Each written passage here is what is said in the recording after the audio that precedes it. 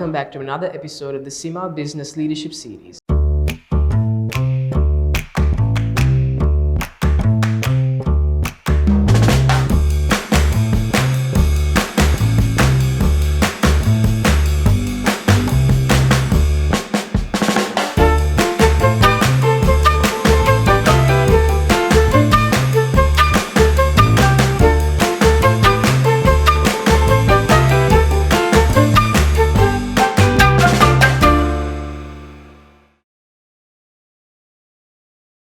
We are back here at Connect in the very beautiful Shangri-La Hotel to have another very insightful conversation with today's guest, Ms. Nilanthi Sivapragasam, who is the Chief Financial Officer at Aitken Spence PLC. Hi, Ms. Nilanthi. Thank you so much for being on the show. Hi, thank you for inviting me. No worries, my pleasure. So, could you tell us a little bit about your career and what made you actually join this specific field? Well, that's a long way back. And at that time when we were young, we didn't have very many choices as career choices, I must say. So I was not a particularly good student in school. So my parents, I remember they wanted me to be a doctor because at that time that was like... That's every Sri Lankan parents. Yes, so it was either a doctor or a lawyer or an engineer. Yeah. An accountant was like the fourth option. So, but I obviously was not good enough to, be a doctor. I didn't have that, academic sort of interest to that extent. I just went along, doing bioscience for my A-levels. But finally, when it came to university and also it was very competitive, and people from Colombo schools didn't have much of a chance unless you were really up there because there was standardization. So then I was kind of drifting around wondering what to do, and then I thought accountancy was the best option, though I had never done accounts or anything like that in my school career because I had done bioscience. So that's how I ended up doing CIMA, and then I went on to chartered as well. So could you tell us what your journey was like with Aitken Spence PLC? Okay, so first what happened was I started my CIMA and I didn't join a workplace as such. But then after I think I did the first two parts, I started doing chartered as well, and then chartered required a person to get their articles. Yes. So I joined Ernst & Young, and there was this big batch of us. So I joined Ernst & Young, and I was there for about 4 years doing my articles. But at the same time, I did my CIMA as well. So CIMA and chartered, and then once you finish your articles, you have a choice of either staying on in the audit profession or joining the industry. So I preferred that option. And you look around and look at what are the big companies that are at that time, so many years ago. So it was the big blue chip companies, and I applied for a position as accountant at Aitken Spence in one of the subsidiaries. And I got that job, and I've been there since. But currently you are the Chief Financial Officer. Yes, of the group, yes. What are some of the roles the Chief Financial Officer has to do? I think my role has expanded over the years. And while my core function is obviously finance and being the CFO of the group of 16 different sectors and nearly maybe 95 companies, I have that responsibility. So that is my main responsibility. But in addition to that, I play several other roles. So I am a director of so many of our subsidiary companies, and whether they are joint, some of them are joint ventures, some of them are overseas companies, and then I also am responsible in the sense I have to overlook the IT function, company secretaries, and also we have a shared services center in the group performing the back office functions. So all of that, and a few other more operational roles which I have now I'm of involved in over the years, because I also have a good team obviously who specialists in those specific functions who handle them, like for example whether it's IT or secretarial or whatever. So that's kind of quite those are a lot of tasks. So what motivates you to do what you do on a day-to-day basis? Well, I enjoy my job. I enjoy what I do, and one thing is because it's not just plain finance, and also I can see the finance function and finance itself has progressed so much over the years. Yeah. And also I'm working for a company that is growing and progressing.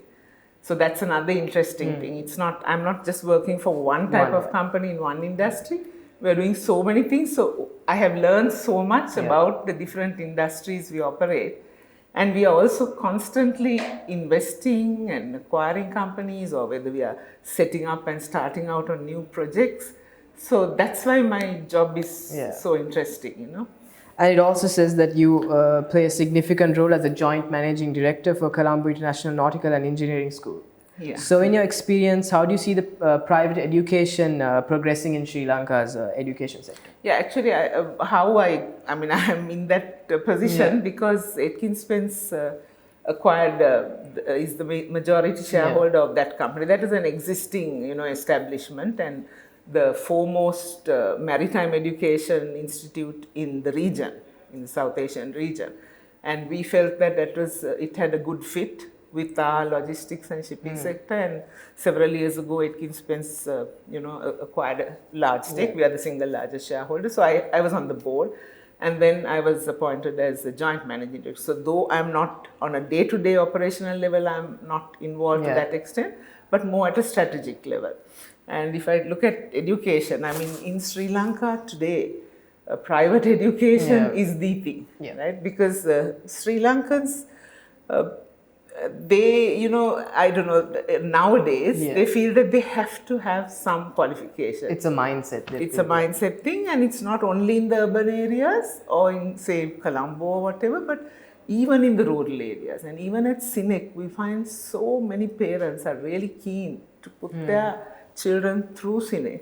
And one thing about CINEC is, I think, the discipline.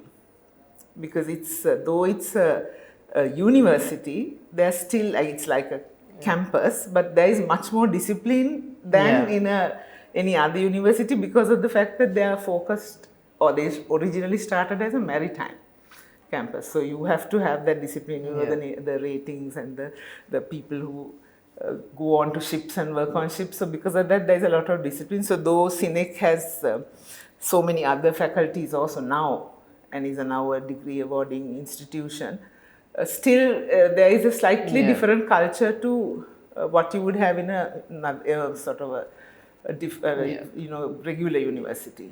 So what do you think of this whole digital driven era? Everything's digital now, from education. Now it's all Zoom. Yes. So what do you think of that? I think it's great. And with this whole pandemic, we realized that everyone took to it like a duck take into water. We started on this drive, I must say, organizations like us. We had started, but the journey was quite slow.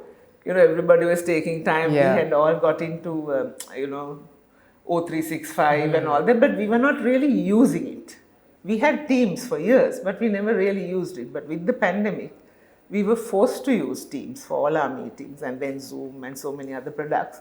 So it has helped so much, because most of these universities didn't have to close. CINEC, for example, throughout the pandemic and the lockdown, they were conducting lectures, everybody was online, and even our work, we also were able to do so much of work from home. So I think that has really helped us to overcome a situation like this. So we would also love to hear about your journey as a fellow member and volunteer who has served as a CIMA board member. Well, it's been very interesting, and I can see how CIMA also has evolved over the years from when I joined as a student. And several times I was on the council or the board of CIMA, and I have been involved in a lot of activities, even now to a certain extent when I can. But of course, because now my job role is much more demanding, I have less time to get involved in CIMA related activities. But I think it's very good, because I always tell even my team, when you're in a profession, there are certain norms, certain ethics, certain cultures, you need to conform to things, and also there's continuous education. So you're all the time learning, and not necessarily your field. And CIMA particularly, CIMA is a kind of very more sort of broader platform, not just finance. So as a CIMA professional, you learn so much, even continuing professional education. And also, could you tell, for those who are aspiring to work in the avenue of management accountancy, what advice would you give them?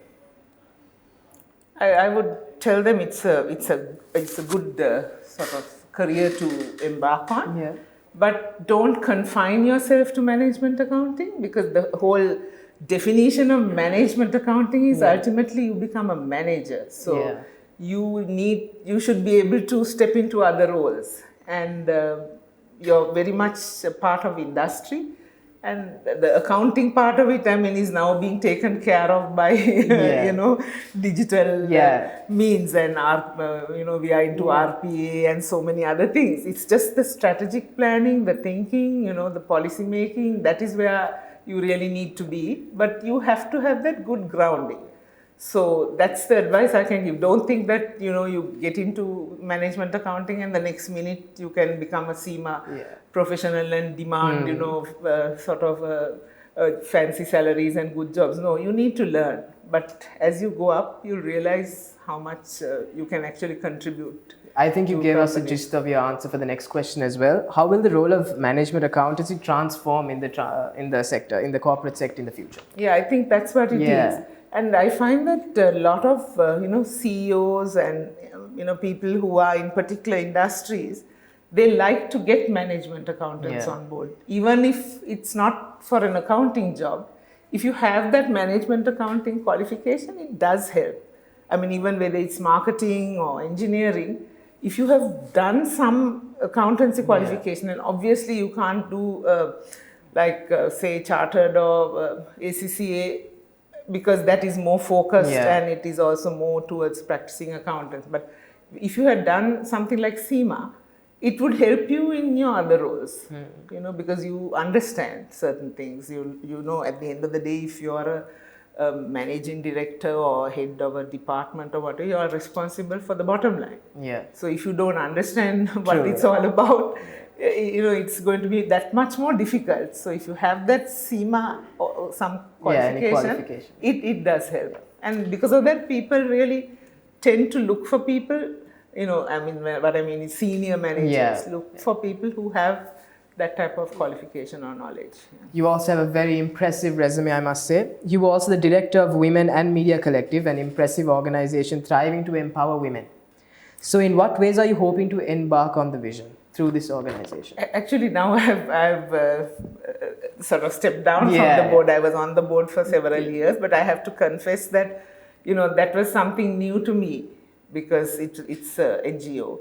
And I have always been in the corporate world, and you would think helping people make money. And this was one of my friends who sort of dragged me into this and said, look, it's time you did something for society or the community, and that they needed someone who had a kind of, more corporate or business sense, and also, accounting, because a lot of them did not have that skill.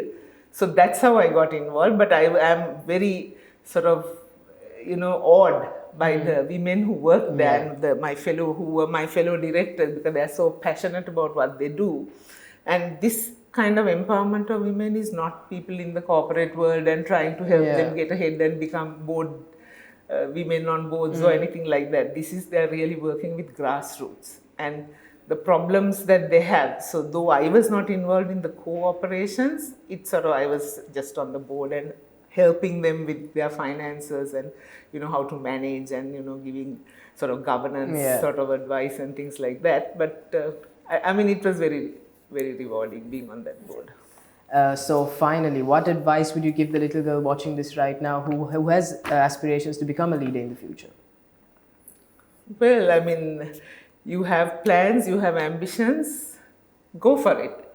And also you must have a passion for what you do, and you must enjoy what you do, and always keep learning. And the other thing I have to say is you must be adaptable.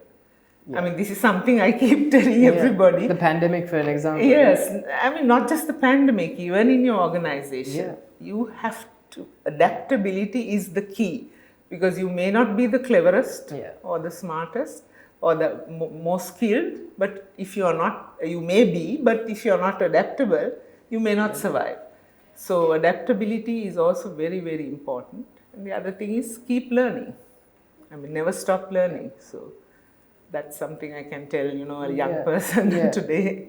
Amazing. Thank you so much, Nilanthi, for being on the show. It was an absolute honor speaking to you. Okay, it was a pleasure, and thank you very much. We wish you the very best of luck in your future endeavors. Thank you, and you too. Thank you. So that concludes today's episode. Thank you so much for watching, and I'll see you again next week with another very eminent personality. Until next time, this is your host Amant Pereira signing off.